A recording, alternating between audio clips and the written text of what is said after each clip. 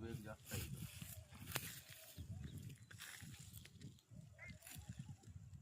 त्याच्यात कॉपरची बेरिंग असते आहे ना. पंचधातू आहे आणि कॅन्सर आहे त्यात तीन.